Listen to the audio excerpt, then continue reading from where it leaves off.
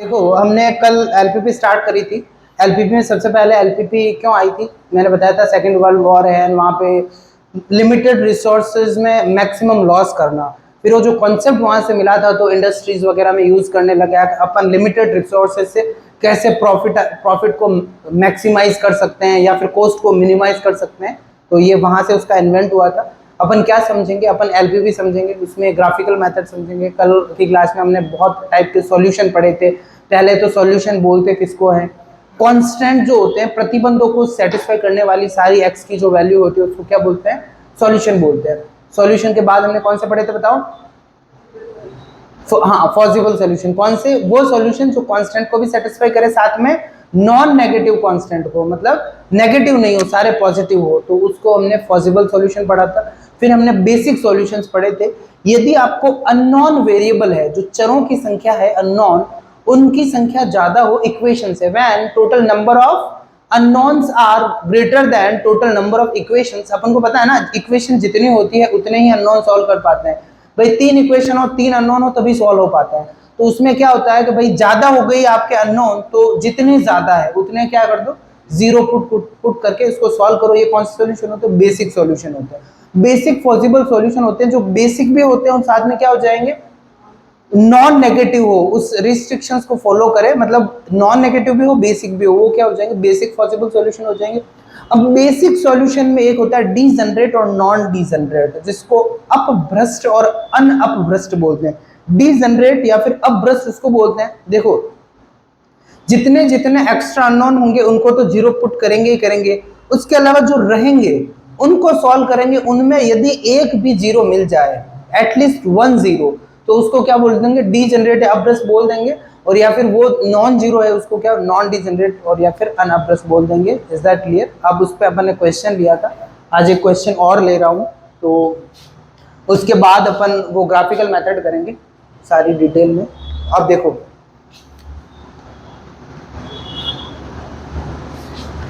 इस क्वेश्चन को सॉल्व करने के लिए सबसे जरूरी, आपने क्वेश्चन में ही देख लिया, find all the possible solution of the system and find a solution which is possible solution की जगह यहां होना चाहिए basic solution. Find all the basic solution, basic मतलब आधारी हल। आपको क्या करना है, सारे आधारी हल निकालने हैं और उनमें एक वो हल निकालना है जो पॉसिबल नहीं हो और क्या हो, आधारी हो। चलो लेते हैं क्वेश्चन को। सबसे पहले बेसिक वर्ड आया है, नहीं आता तो भी आपको पता चलता है। यहाँ 2 इक्वेशन है, अननोन कितने हैं, 3। तो देखो सबसे पहले अननोन बताओ, अननोन कितने आ गए, अननोन आ गए 3। और नंबर ऑफ इक्वेशंस कितने आ गए, नंबर ऑफ इक्वेशंस कितनी आई बताओ, 2 आ गई। तो आपको 3 - 2 क्या करना है बताओ, आपको 3 - 2 करना है, मतलब 1 है, इसको 0 करना है। तो 3 केस बनेंगे। केस 1 समझ लिया क्या, x को 0 पुट कर दो, x को 0 पुट कर दो, फिर y को 0, फिर क्या कर दो, z को 0। अब देखो x को 0 पुट करने से यहाँ इक्वेशन क्या मिलेगी, यहाँ पे ये इक्वल टू साइन ही है क्या, y + 2z है इक्वल टू 12 है। और यहाँ क्या हो गया, 5y + 8z है इक्वल टू क्या है, 50 है। अब आपको पता है कोई भी इक्वेशन होती है उसको आप मैट्रिसेस से सॉल्व कर सकते हो। 1 हो गया, 2 हो गया और 5 हो गया और 8 हो गया। और यहाँ क्या लिख दो, YZ, Y और Z, और यहाँ क्या लिख दिया, 12 और 50। Is that clear. ये देखो इसका ये मैट्रिक्स मेथड है, जैसे आपने इसको इससे मल्टीप्लाई करा, फर्स्ट रो फर्स्ट कॉलम, तो y + 2z, ये आ गया y + 2z इक्वल्स टू, उधर 12 दे रखा है और इसको करा ना 5y + 8z, तो आप ऐसे भी लिख सकते हो। दोनों साइड में आपने इनवर्स मैट्रिक्स या फिर इसको उधर लेके गए, तो y और आपका जो z होगा ना, वो आपका क्या होगा, वो होगा 1 2 5 और 8। इस मैट्रिक्स का क्या होगा, इनवर्स होगा। ठीक है, बिल्कुल बिना स्ट्रेस आराम से सॉल्व करना है। Is that clear. मैट्रिक्स का इनवर्स निकालने के लिए आपको पता है नीचे यहाँ पे क्या लिखेंगे, डिटर्मिनेंट लिखेंगे। इस मैट्रिक्स का डिटर्मिनेंट क्या होगा, 8 माइनस क्या हो जाएगा, 10 हो जाएगा। तो क्या हो जाएगा, -2। यहाँ मैं साइड में फॉर्मूला लिख देता हूँ। ए इनवर्स होता है डिटर्मिनेंट ऑफ ए और यहाँ ए डी जे ए। आपको ज़्यादा आपका फोकस मेथड पे होना चाहिए क्योंकि लेंथी क्वेश्चन है, तो you just need to focus on method. यहाँ पे यहाँ आपका आ गया y, यहाँ आ गया z, और यहाँ पहले इसका डिटर्मिनेंट बता दो क्या होगा, 8, 8 माइनस 7 क्या, माइनस का 2। अब मैट्रिक्स में कल मैंने बताया था यदि 2/2 की मैट्रिक्स है तो उसका इनवर्स कैसे, भाई एडजॉइंट कैसे निकलेगा, एडजॉइंट कैसे निकलेगा बताओ मुझे। एडजॉइंट निकलेगा आपको सीधा ये 8 और ये क्या कर दिया 1, इनको सीधा स्विच कर दिया और इधर क्या कर दिए, साइन चेंज कर दी। कल मैंने अल्फा बीटा में आपको फॉर्मूले भी बता दिए थे। और यहाँ क्या हो गया 12 हो गया और यहाँ क्या हो गया 50 हो गया। I don't think there is any problem in this. अब बस आपने क्या करना है, -1/2 ले लिया। अब फर्स्ट रो फर्स्ट कॉलम, तो क्या हो जाएगा जल्दी बताओ। 8 का आपने करा 12 से 80 और 96, फिर ये प्लस हो गया पर इसकी वजह से माइनस हो गया, -100 आ गया। और दूसरी टर्म क्या हो जाएगी 12 -60 और फिर प्लस क्या हो गया 50 हो गया। इधर क्या बैठा है y और z। तो आंसर्स क्या होंगे इसके, अब इसको सॉल्व करा, यहाँ हो जाएगा, यहाँ क्या -4 अपॉन -1/2 प्लस का 2 हो जाएगा, और यहाँ क्या हो जाएगा -10 तो -5 हो जाएगा। तो जो आपका सॉल्यूशन होंगे ना यहाँ से मिलेंगे, सॉल्यूशन आपका हो जाएगा, यहाँ आपने x0 पुट करा है, x0 पुट करने से तो आपका एक सॉल्यूशन x0 और बेसिक है क्योंकि हमने ये मेथड यूज करा है, ठीक है। फिर दूसरा क्या हो जाएगा 2 और -5, यस बिल्कुल प्लस का होगा, ठीक है, हाँ दोनों ही नेगेटिव है। Is that clear. तो ये कौन सा सॉल्यूशन है, ये बेसिक और पॉसिबल दोनों है। ये पॉसिबल है क्योंकि नॉन नेगेटिव है, बेसिक है क्योंकि ये प्रोसेस लिया। कोई दिक्कत है क्या, एकदम इजी है।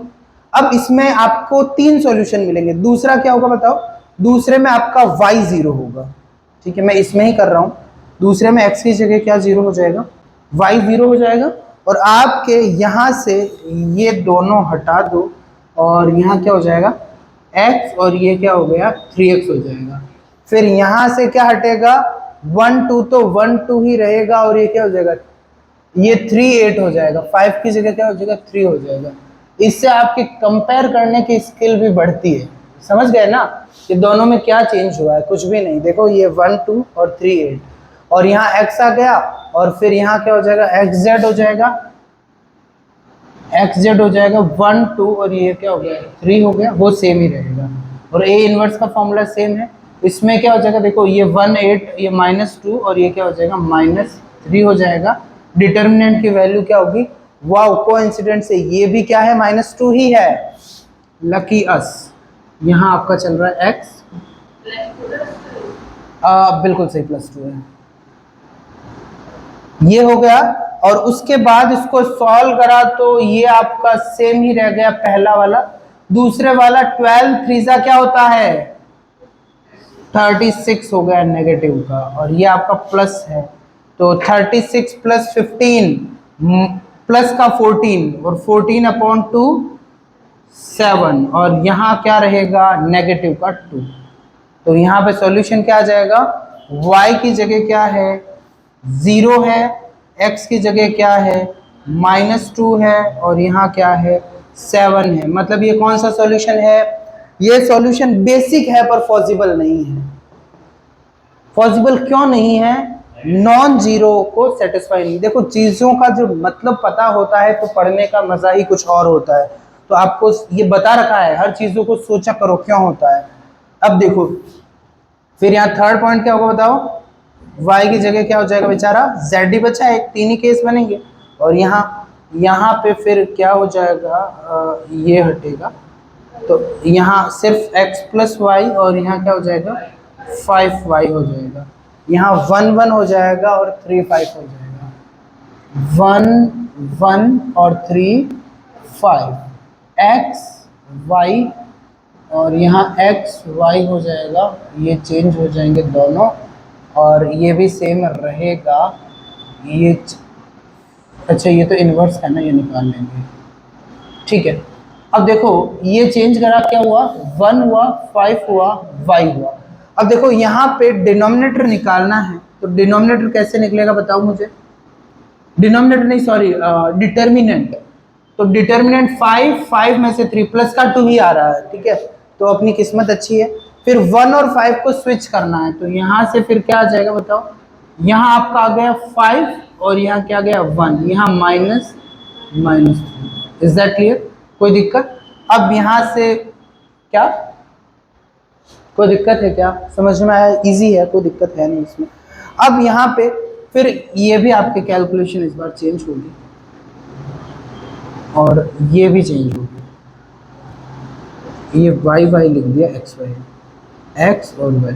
अब देखो यहाँ से क्या हो जाएगा, कैलकुलेशन 5 को करा 60 और 60 और यहाँ क्या हो जाएगा -50 हो जाएगा, फर्स्ट रो फर्स्ट कॉलम, -36 + 50, तो यहाँ क्या होगा 7 और यहाँ क्या होगा 5 हो जाएगा। तो ये आपका हो जाएगा 0, x 0 रखा है ना, या z 0 रखा है, 5 7 और 0। तो बीच वाला सॉल्यूशन एक ही था, जो क्या था, पॉसिबल नहीं था, बेसिक था। ये तीनों सॉल्यूशन क्या होगा, देखो लिखने का हम क्या ढूंढ रहे हैं भाई, सॉल्यूशन ढूंढ रहे हैं, तो ये तीनों जो सॉल्यूशन होंगे ये क्या होंगे, बेसिक सॉल्यूशन होंगे, ठीक है। और एक ही ऐसा सॉल्यूशन है जो क्या है, पॉसिबल नहीं है और बेसिक है, ठीक है, not possible. Is that clear, कोई दिक्कत। तो यहाँ पे इसके और आप कर सकते हो question, I don't think there is any problem in this. अब अपन स्टार्ट करते हैं ग्राफिकल मेथड, ठीक है, जो आपका इसमें से 100% क्वेश्चन आपका आता है। तो ग्राफिकल मेथड अपन अच्छे से पढ़ेंगे। एक आपका ये टाइप पूरा कवर हो गया।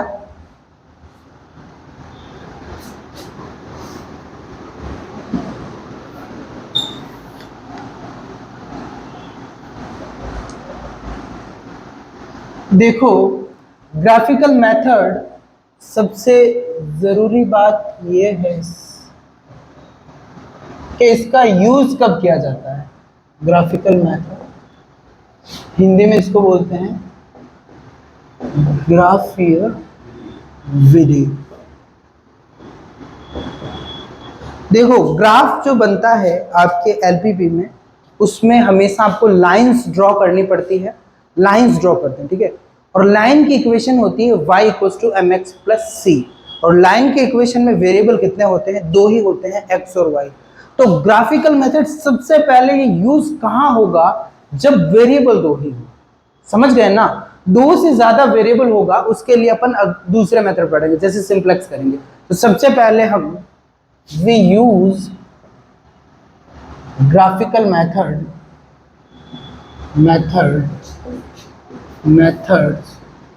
for the problems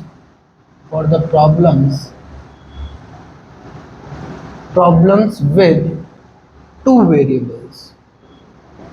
2 चरों की जो आपकी समस्याएं होती है उनको हल करने के लिए, इन क्वेश्चंस को 2 चरों वाले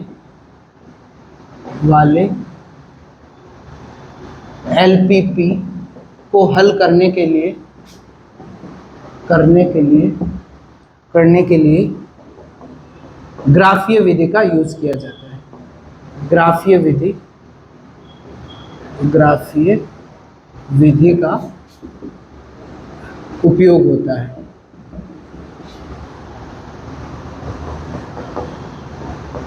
When there are more than 2 variables, we will go for, 2 से ज्यादा हो जाए तो we will go for simplex method। ये भी पूरा आगे पढ़ेंगे, अभी से आपको थोड़ा बहुत आइडिया होना चाहिए। जब चरों की संख्या 2 से ज्यादा हो जाए तो अपन सिंप्लेक्स विधि से हल करेंगे। चरों की संख्या 2 से ज्यादा हो जाए तो क्या होगा बताओ, ये आपकी सिंप्लेक्स विधि। तो यहां से सबसे पहले आपको एक चीज क्लियर हो गई है जो ग्राफिकल मेथड है इसका रीजन क्या है, ग्राफ जो बनता है उसमें आप देखोगे हर एक जगह लाइंस बनेगी, ठीक है, और लाइन की इक्वेशन होती है y = mx + c, और लाइन की इक्वेशन में दो ही वेरिएबल होते हैं, तो जो ग्राफिकल मेथड है उसमें क्या होगा, दो ही जब वेरिएबल होंगे तभी। अब देखो ग्राफिकल जो आपके मेथड है उसके दो आपके अलग अलग तरीके होते हैं ग्राफीय विधि में। एक तो होता है आपका कॉर्नर पॉइंट मेथड होता है एक तो, और दूसरा होता है आइसोप्रोफिट मेथड, ठीक है, और मैक्सिमम आपके है जो कॉर्नर पॉइंट मेथड ही यूज करा जाता है मैक्सिमम क्वेश्चंस में, और आइसोप्रोफिट मेथड बहुत रेयरली है, इनफैक्ट आपकी बुक्स में तो दिया हुआ ही नहीं है, बट मैं बता दूंगा थोड़ा थोड़ा। दो इसके ये क्या है, दो ग्राफिकल मेथड को सॉल्व करने के दो अलग अलग मेथड है। एक तो क्या हो गया कॉर्नर पॉइंट मेथड, ठीक है, और एक क्या हो गया, एक आपका हो गया आइसोप्रोफिट मेथड। आइसोप्रोफिट इसको कॉस्ट मेथड में बोलते हैं, आइसोप्रोफिट मेथड, ठीक है। कॉर्नर पॉइंट मेथड से का इस्तेमाल ही किया जाता है मैक्सिमम क्वेश्चन में। तो अब आपकी हेडिंग है corner point method.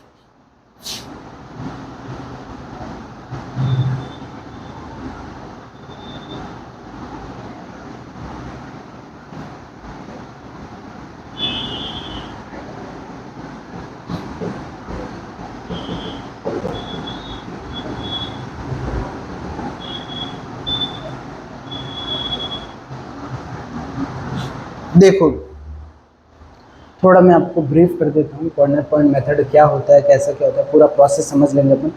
Corner point से थोड़ा सा तो अपन को हिंट मिल रहा है कि किसकी बात हो रही है, कॉर्नर्स की बात हो रही है, ठीक है। आपको प्रतिबंध होंगे, कॉन्स्टेंट्स होगा, ठीक है, कॉन्स्टेंट हो प्रतिबंध को जैसे आप ग्राफ में ड्रॉ करोगे, कहाँ ड्रॉ करोगे, ग्राफ में ड्रॉ करोगे तो जैसे लाइन बनेगी, ठीक है, लाइन में आपको जैसे b से लेस देन है तो उसमें वो एक एरिया होगा पॉसिबल होगा, मतलब क्या होगा, x और y, अपन समझ लेते हैं दो वेरिएबल लेने हैं, x और y लेने हैं, x और y लेने हैं और दोनों पॉजिटिव लेने हैं, मतलब आपका फर्स्ट क्वाड्रेंट जो क्वाड्रेंट है उसमें क्या बनेगा, आपका ग्राफ बनेगा। तो ग्राफ में हमें सबसे पहले क्या करना पड़ेगा, पॉसिबल रीजन बनाना पड़ेगा, ठीक है। मैं थोड़ा थोड़ा आपको चलो बता ही देता हूँ।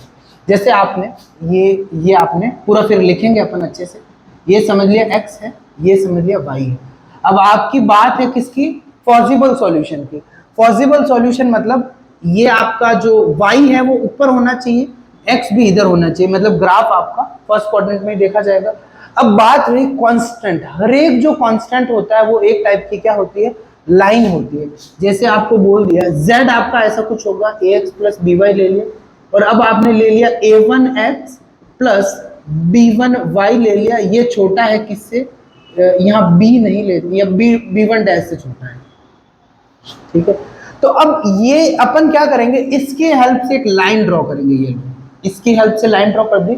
अब इस लाइन में यहाँ के b1 से ये एरो है ना, इस साइड है, तो मतलब ये इस साइड का एरिया पूरा आ गया, मतलब पूरा इस साइड वाला एरिया आपने समझ गए। अब यहाँ एक और लाइन ले ली है, ये आपने ले ली a2x b2y, और यहाँ आपने ले लिया b2 डैश, ये आपने लाइन ले ली ऐसे, ठीक है, या फिर या समझ लिया आपने ले ली यहाँ ले ली, ये ऐसे ले ली, और यहाँ ये साइन उल्टा है, तो इसका मतलब हो गया ये ऊपर वाला एरिया ले रहा है, ठीक है, नीचे वाला नहीं ले रहा है, कहाँ ले रहा है, ऊपर वाला ले रहा है। फिर एक मेरी बात समझ रहे हो ना, तो ये ऐसे करेंगे। फिर अब जो ट्रैप्ड एरिया होगा इसमें ऊपर वाला ले लिया, तो एक ये लाइन बोल रही है ये पूरा एरिया, ये वाला ये, ठीक है, ये पूरा एरिया बोल रहा है बेसिक, और ये वाली लाइन क्या बोल रही है, ये ऊपर वाला पूरा। और अपन को पॉसिबल निकालना है, तो जो कॉमन एरिया है इसमें जो ट्रैप्ड है ये, इज दैट क्लियर। तो इसमें जो सारे आपका कॉर्नर पॉइंट होता है, मैक्सिमाइज और मिनिमम होता है, वो आपका एक्सट्रीम पॉइंट पे होता है। तो ये आपको 3 पॉइंट मिल गए, ठीक है। ये पॉइंट है अपन इस फंक्शन में रख देंगे, यहाँ x की वैल्यू भी होगी, y की होगी, यहाँ रख देंगे, और यहाँ पे फंक्शन का ऑप्टिमाइज होगा, मिनिमम या मैक्सिमम वैल्यू निकाल देंगे, वही आपका क्या होगा, फाइनल सॉल्यूशन। मेरी बात समझे या नहीं समझे। आपको कुछ क्या देंगे, कंडीशंस देंगे, कंडीशन कांस्टेंट प्रतिबंध देंगे, उनको लाइन बनानी है, लाइन बना के पॉसिबल रीजन बनाना है। पॉसिबल रीजन में जहां ये कॉर्नर पॉइंट हो गए ना, मतलब ये जिससे ट्रैप्ड है एक्सट्रीम पॉइंट्स, ये सारे पॉइंट्स लेने हैं, इन पॉइंट्स को z में पुट करना है। कहां पुट करना है? z में पुट करना है। z में पुट करोगे x और y ऑब्वियस है ना, बहुत सारी वैल्यू मिलेगी, मैक्सिमम वैल्यू होगी। यदि अपन मैक्सिमम के लिए पूछ रहे हैं तो मिनिमम वैल्यू होगी, तो जहां मिनिमम के पूछ रहे हैं, यही है आपका क्या, क्रॉस। समझ गए ना क्रॉस पॉइंट मेथड।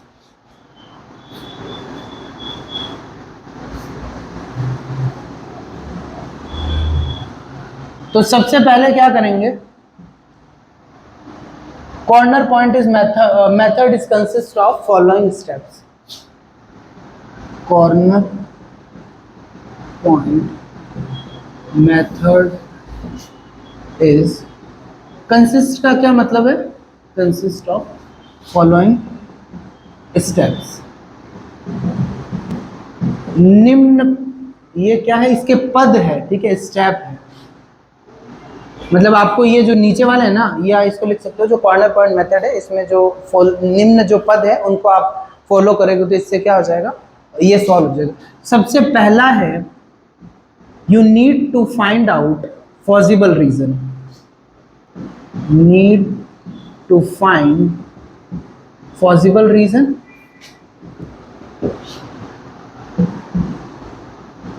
मतलब क्या हो गया, सुसंगत जो क्षेत्र है, क्षेत्र को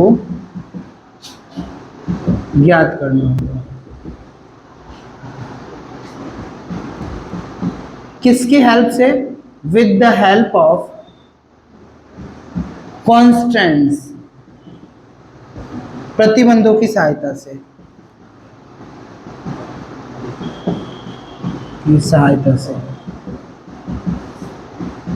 अब मैं यहां आपको बता देता हूं कि यदि आपका लाइन ये है तो इसका मतलब क्या होगा, ये में ax लेस देन b होगा, ठीक, इक्वल टू के लिए भी ये हो जाएगी। और यदि आपका लाइन में ऊपर ऊपर की साइड जा रहा है, ये मैं बता दूंगा सारी चीजें, क्वेश्चन एकदम अपन करेंगे तो और ज्यादा क्लियर हो जाएगा। ये आपका b होगा, इज दैट क्लियर? तो अब इनमें, और आपको पता है पॉसिबल है, पॉसिबल का मतलब क्या हो गया, फर्स्ट क्वाड्रेंट, सुसंगत। पॉसिबल का क्या मतलब हो गया, सारी चीजें लिखना, पॉसिबल सुसंगत, सुसंगत मतलब क्या हो गया, इसका मतलब हो गया आपका फर्स्ट क्वाड्रेंट। जो कॉमन अपन को ढूंढना है, कॉमन, इसका मतलब क्या हो गया, फर्स्ट क्वाड्रेंट। मतलब क्या हो गया, प्रथम चतुर्थांश। Is that clear? मेरी बात समझ में आई? अब सेकंड क्या होंगे, अब सेकंड आपको कॉर्नर, जो एक्सट्रीम पॉइंट्स होंगे वही क्या होंगे, कॉर्नर पॉइंट्स होंगे, जो दिख जाएंगे आपको।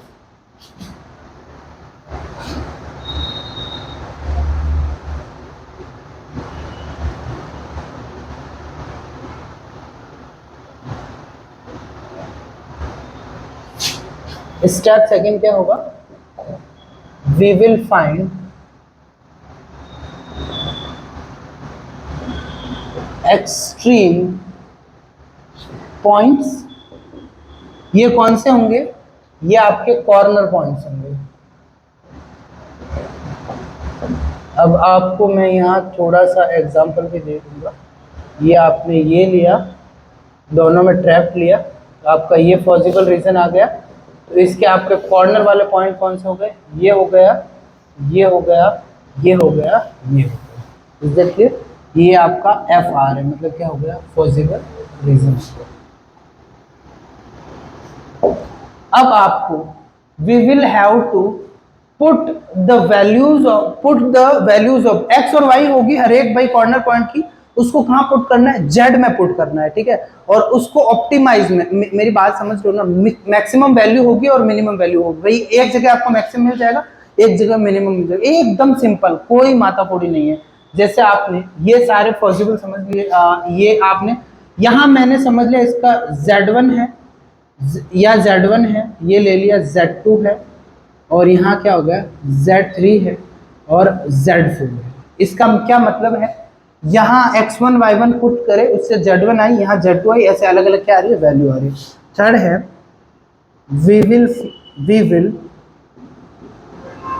Find optimum solution, optimum optimum solution,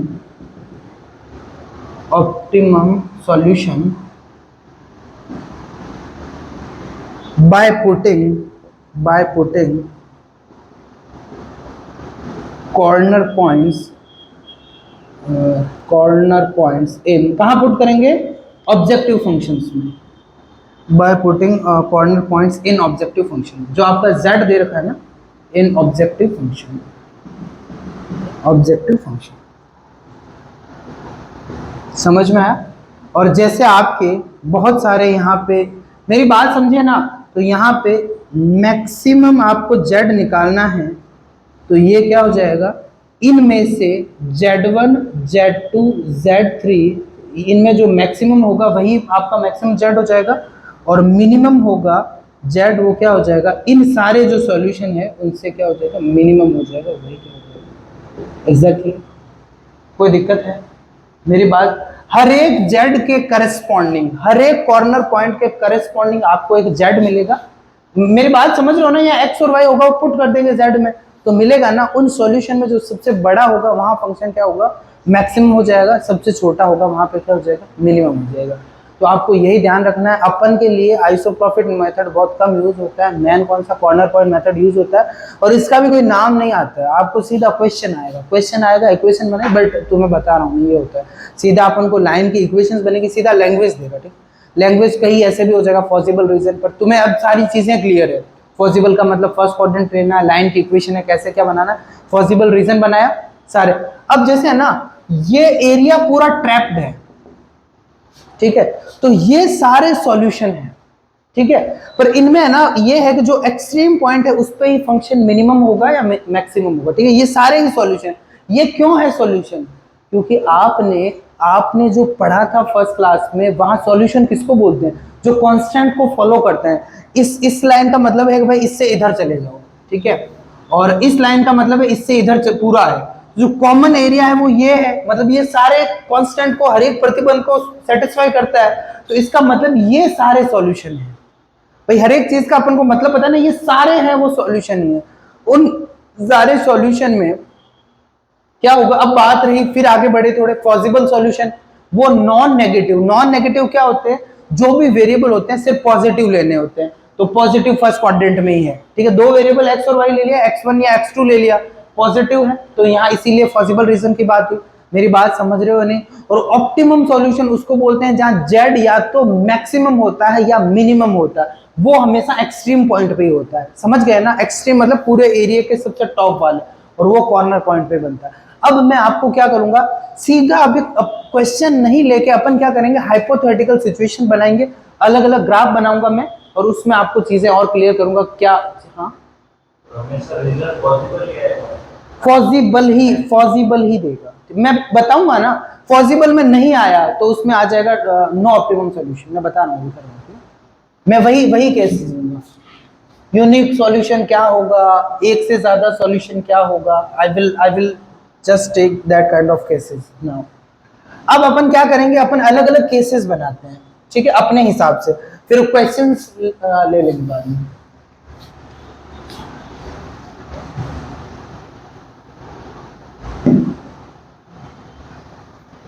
ये आपने फर्स्ट लिया, अब देखो एरिया बाउंडेड होगा कब नहीं होगा, ये आपने एक लाइन ली, ये दूसरी लाइन ली, ये समझ लिया इससे इधर आना है, इससे इधर आना है, और यदि पॉसिबल है मतलब इस लाइन के ऊपर और इस लाइन के, तो ट्रैप्ड एरिया ये हो गया, ठीक है। अब इसका जो एरिया है ये क्या है, ये बाउंडेड है, ठीक है। बाउंडेड को हिंदी में बोलते हैं परिबद्ध।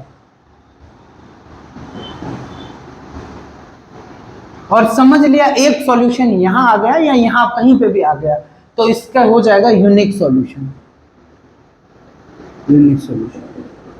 ठीक है। क्या हो जाएगा, यूनिक, मतलब एक ही हल विद्यमान है, भाई सारे कॉर्नर पुट करे, एक जगह मैक्सिमम आ गया, उसका हो जाएगा यूनिक सॉल्यूशन, कोई दिक्कत। अब देखो एरिया क्या है बताओ, अनबाउंडेड भी होगा एरिया, ऐसे भी क्वेश्चन होंगे। अब आपने लिया सेम ही क्वेश्चन ले लिया, या फिर मैं अलग बना देता हूँ, ये ले लिया ऑलमोस्ट सेम, और यहाँ ये, अब सोच लिया हाँ यहाँ पे कितने बने हैं, ये 4 पॉइंट बने हैं, ठीक है। पॉसिबल रीजन ये आया है, इसको क्यों नहीं लिया है, क्योंकि ये फर्स्ट क्वाड्रेंट में नहीं है। आपका पॉसिबल रीजन आ गया ये, और पॉइंट ओवरऑल कितने आ गए, 4 आ गए।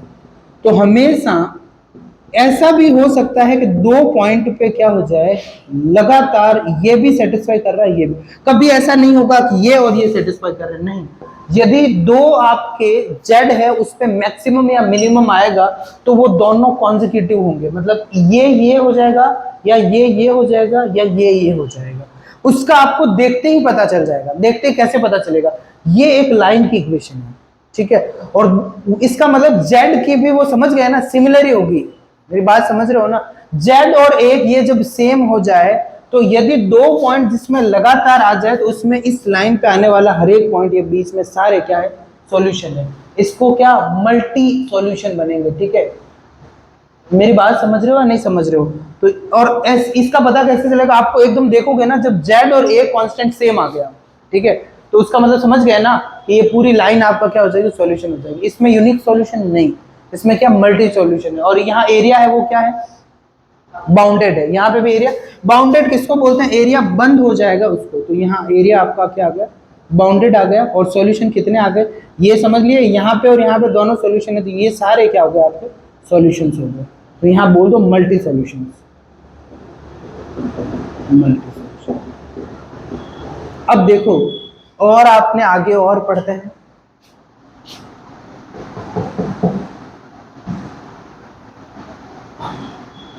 अब आपको इसने बोला है कि भाई एक लाइन ऐसे और एक लाइन ऐसे, ठीक है, और एक लाइन चलो ऐसे ले ली, और सबके इस लाइन के भी इधर बोल दिया, इस लाइन के भी इधर, और इस लाइन के भी इधर। तो एरिया क्या बन गया, ये। तो मुझे बताओ, एरिया ये बाउंडेड है क्या, ये ऊपर की तरफ जा रहा है, यहाँ क्या हो गया, एरिया बाउंडेड नहीं है। एरिया क्या नहीं है, बाउंडेड नहीं है। इसमें 2 केस बनेंगे, एक तो समझ लिया यहाँ पे, ठीक है, यहाँ पे एरिया क्या है, अनबाउंडेड है, अनबाउंडेड है।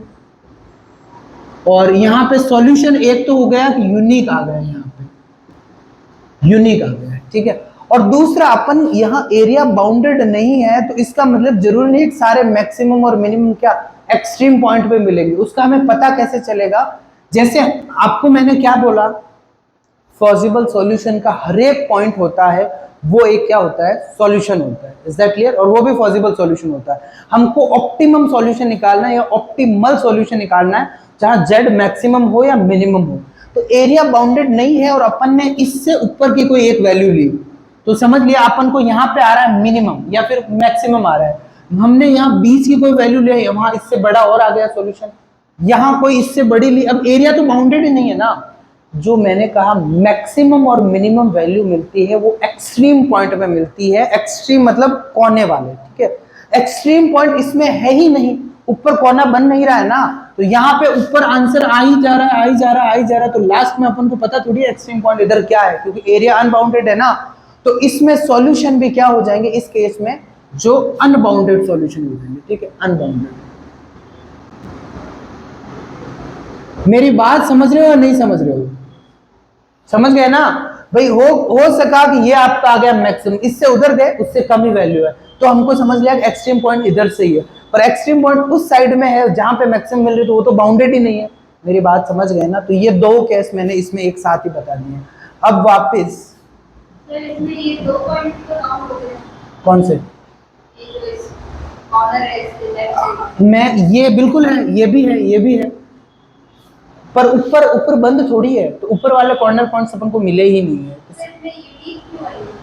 यूनिक मैंने वो 2 केस एक साथ लिख दिए। यूनिक तो कब होगा, यहाँ पे आपने कोई वैल्यू निकाली और चल वो मैक्सिमम वैल्यू आ गई, ठीक है, फिर ऊपर देखा उससे कम आया, और यहाँ ऊपर का कोई ऑब्ज्यूम कम आया, तो ऑब्वियस एक मैक्सिमम ढूंढना और वो यहाँ मिल रहा है, ठीक है।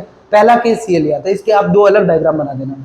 और दूसरा लिया मैक्सिमम यहाँ निकल रही है, फिर और ऊपर का पॉइंट लिया, और बड़ी वैल्यू मिल रही है, और ऊपर का और बड़ी वैल्यू और बड़ी, तो उसमें अनबाउंडेड सॉल्यूशन हो जाएंगे। एरिया भी अनबाउंडेड, सॉल्यूशन भी अनबाउंडेड। Is that clear?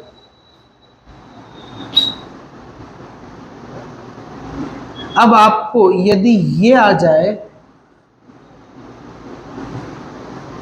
इस लाइन के बोल दिया इधर है सॉल्यूशन, ठीक है, लेस देन हो गया, और इस लाइन के आपको बोल दिया एक सेकंड, इस लाइन से चलो इधर दे दिए, या खैर बात तो वही रही, इस लाइन के दे दिया इधर, मतलब वो साइन ऐसे है, और इस लाइन के क्या दे दिया नीचे वाली साइड। तो यहाँ पे इस लाइन के नीचे मतलब ये दोनों के बीच में ट्रैप्ड एरिया, और इस लाइन के ऊपर मतलब ये है, तो आपका कॉमन एरिया आ गया ये। तो क्या ये पॉसिबल है? नो पॉसिबल रीजन, तो क्या होगा? नो सॉल्यूशन, इसके सॉल्यूशन नहीं मिलेंगे। तो यहाँ क्या हो जाएगा? नो पॉसिबल, आएंगे ऐसे क्वेश्चन, पॉसिबल रीजन, तो मतलब क्या हो जाएगा? No solution. सॉल्यूशन मिलेंगे क्या? नहीं मिलेंगे। Is that clear?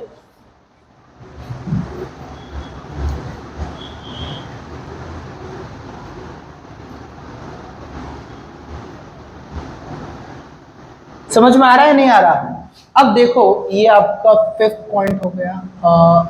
ये आपने एक रिडंडेंट कांस्टेंट होता है, वो क्या होता है? जैसे आपने ये एक लाइन बनाई, ठीक है, ये एक लाइन बना दी और ये एक और लाइन बना दी, इसके लाइन के आपने बोल दिया इधर है, ठीक है, और इस लाइन के आपने बोल दिया इधर है, ठीक है, तो और एक लाइन और बना दी, ये इस लाइन के ले लिया लेस देन वाला साइन, ये मतलब इधर ही है। तो अब देखो ये लाइन है, इसका इफेक्ट क्या रहा भाई? इस लाइन से बोला तो ये एरिया आया इधर, दोनों लाइन के कॉमन, इसके ऊपर इसके नीचे, और इसके इधर, तो इस लाइन का इफेक्ट क्या रहा? समझ गया ना? तो ये जो वो कांस्टेंट है, वो प्रतिबंध है जिसका कोई फर्क ही नहीं पड़ता, तो इसको बोलते हैं रिडंडेंट कांस्टेंट, रिडंडेंट कांस्टेंट।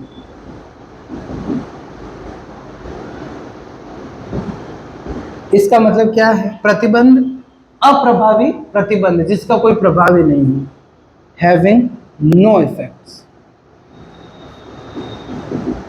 मतलब इससे है ना कोई आंसर में प्रभाव ही नहीं पड़ेगा, मतलब कोई फर्क नहीं पड़ेगा। Is that clear? हमने वेरियस केसेस ले लिए, आई होप आपको कोई दिक्कत नहीं है इसमें। बाकी की क्लास ठीक। सर